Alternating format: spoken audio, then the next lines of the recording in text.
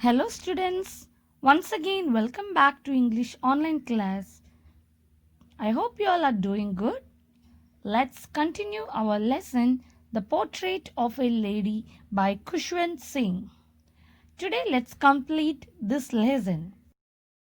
In this lesson we have already discussed the introduction and the life in the village and in the city. How the grandmother and the author had spent their days in the village and city. Today let's discuss when the author had gone for his higher studies, how they spent their life. And also we will discuss to the conclusion of the lesson about the grandmother's death. So I hope you have understood the last two classes what we have discussed in part 1 and part 2. Now let's discuss the last part of this lesson. When I went up to university, I was given a room of my own. The common link of friendship was snapped. My grandmother accepted her seclusion with resignation. She rarely left her spinning wheel to talk to anyone. From sunrise to sunset, she sat by her wheel spinning and reciting prayers. So, when the author went to the university for his higher studies, he was given a separate room. So, the grandmothers had no opportunity to spend time with him. So, the common link of friendship was snapped. Snapped means broken. When they were in the village, the grandmother had plenty of time to spend with him. She took good care of him and also brought him school and took him back home. So now there was no opportunity for the grandmother to spend time with him. So the grandmother accepted her seclusion with resignation. Accepted her seclusion with resignation means made no protest. Instead, she accepted her aloofness calmly. Aloofness means this indifferent behavior calmly. She shows that she was a very strong lady and she could control her emotions. And from sunrise to sunset, what she was doing is she sat by her spinning wheel and always she was engaged in that work. Only in the afternoon she relaxed for a while to feed the sparrows. While she sat in the veranda, breaking the bread into little bits, hundreds of little birds collected round her, creating a veritable bedlam of chirrupings. So, in the afternoon, she used to feed the sparrows. She used to sit in the veranda and break the bread pieces and it will be thrown to the sparrows. So hundreds of sparrows will come there to eat these pieces. As there were many birds, the chirping noise of these birds will be like confused noise. All these birds will be making noise together. That is mentioned as a veritable bedlam of chirrupings. So a veritable bedlam of chirruping means it refers to the noise, confusion, and chaos caused by the sparrows. Some came and perched on her legs, others on her shoulders. Some even sat on her head. She smiled but never shooed them away. It used to be the happiest half hour of the day for her. These moments were the happiest moment for the grandmother in the house because these birds are fearless and will sit on her head, hands, and shoulders. So the grandmother was extremely happy to spend her time with these sparrows. When I decided to go abroad for further studies, I was sure my grandmother would be upset. I would be away for 5 years, and at her age, one could never tell. So, after his university studies, he decided to go abroad for further studies. So, he was very sure that the grandmother will be upset. because he know that he will be coming only after 5 years, and he was not sure whether the grandmother will be alive at that time. So he thought that the grandmother would be upset. But to his surprise, the grandmother was not upset. Instead, she was not even sentimental. She came to leave me at the railway station but didn't talk or show any emotions.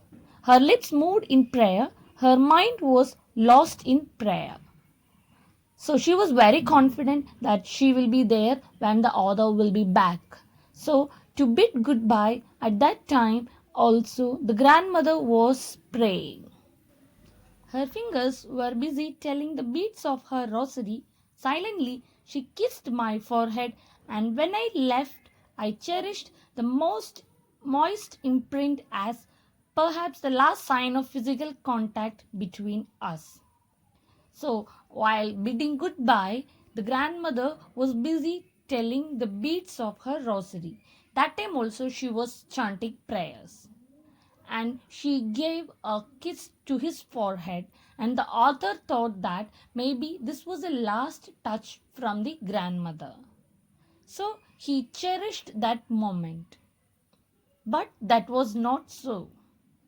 After 5 years, I came back home and was met by her at the station. So, after 5 years, when the author came back to his home at the railway station, the grandmother came there to pick him. So, whatever the author had thought, nothing happened. She didn't look a day older. She still had no time for words, and while she clasped me in her arms, I could hear her reciting her prayers.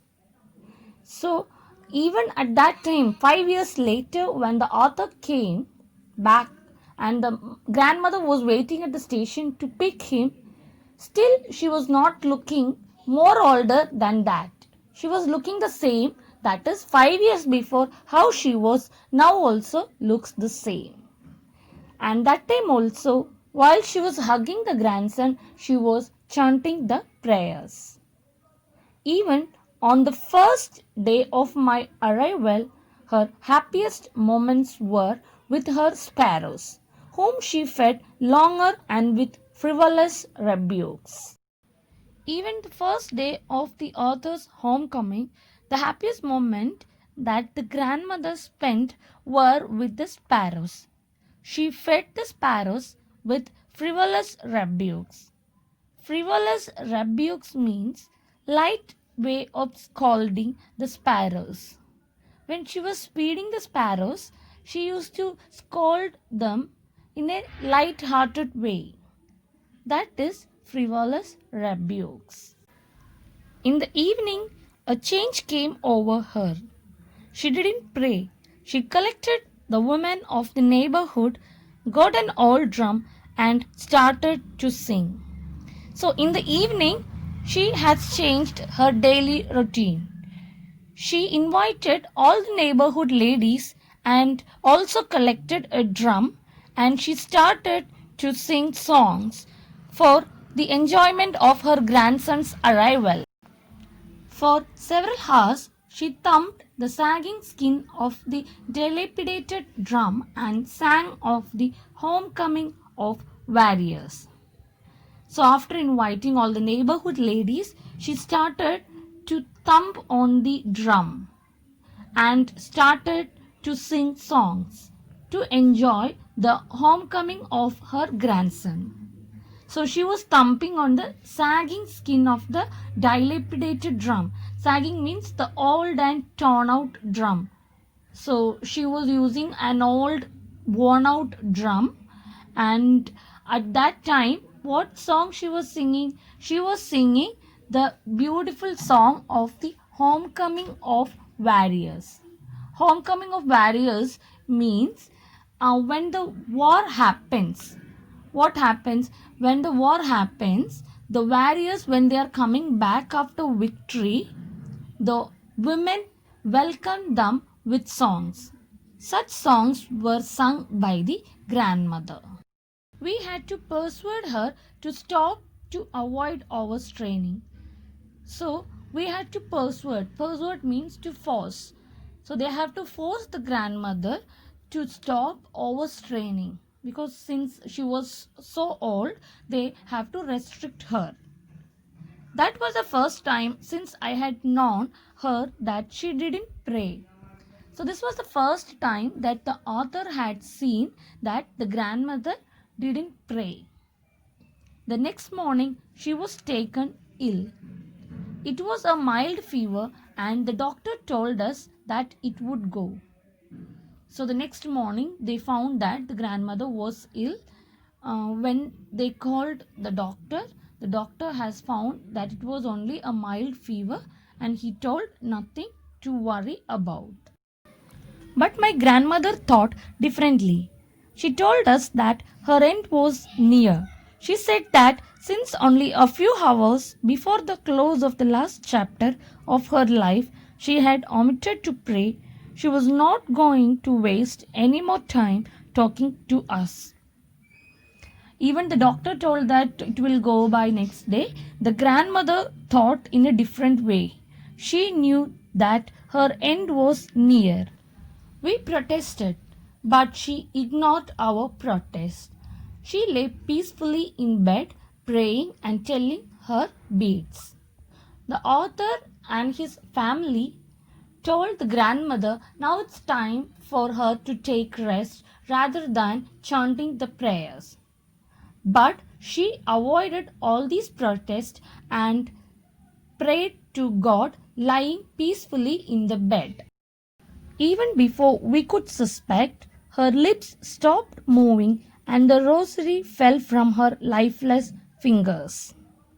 So they understood that her lips stopped moving and from her lifeless hands the rosary had fallen down. That means she was no more. So from her fingers the rosary had fallen down. A peaceful pallor spread on her face, and we knew that she was dead. A peaceful pallor. Pallor means a paleness. So, a peaceful paleness spread on her face, and they understood that she was dead. We lifted her off the bed and, as is customary, laid her on the ground and covered her with a red shroud. After a few hours of mourning, we left her alone to make arrangements for her funeral. So they lifted her from the bed, and as the traditional way to keep the dead body on the ground, she was kept on the ground and was covered with a red shroud. Red shroud means a red piece of cloth that we cover the dead person. After a few hours of mourning, mourning means crying, we left her alone to make arrangements for her funeral. So after a few hours of crying, they left the dead body there to make the necessary arrangements for the funeral. In the evening, we went to her room with a crude stretcher to take her to be cremated. The sun was setting and had lit her room and veranda with a blaze of golden light. We stopped halfway in the courtyard. So in the evening they went to the room with a stretcher to take her for the cremation. And at that time they had stopped halfway in the courtyard. In the veranda, in the golden light, they had seen in her room right up to where she lay dead and stiff, wrapped in the red shroud, thousands of sparrows sat scattered on the floor. So they have noticed where the grandmother was lying dead, covered with the red cloth, thousands of sparrows were there to give their last tribute for the grandmother. They were surprised to see those many birds near the dead body. There was no chirruping. We felt sorry for the birds and my mother fetched some bread for them. So Thousands of birds were there, but not even a single bird was chirping. They felt very bad for the birds, and the author's mother had brought some bread for them. She broke it into little crumbs the way my grandmother used to, and threw it to them.